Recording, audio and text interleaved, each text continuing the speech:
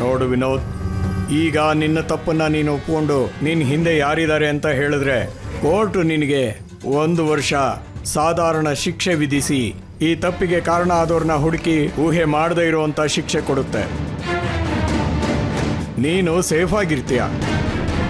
ಈಗ ನೀನೇನಾದ್ರೂ ಬಾಯಿ ಬಿಡದೆ ಹೋದ್ರೆ ಮಧು ಆತ್ಮರಕ್ಷಣೆಗೋಸ್ಕರ ತಿರುಗಿ ನಿನ್ನ ಮೇಲೆ ದಾಳಿ ಮಾಡಿರೋದಕ್ಕೆ ಆಲ್ರೆಡಿ ಕೋರ್ಟ್ ನಿರ್ಧಾರ ಮಾಡಿರೋದ್ರಿಂದ ಕಾನೂನಿನ ಪ್ರಕಾರ ನೀನು ಜೀವನ ಪೂರ್ತಿ ಜೈಲಲ್ಲೇ ಇರ್ತೀಯ. ವಿನೋದ್, ಅವತ್ತು ಅಲ್ಲೇನು ನಡೀತು?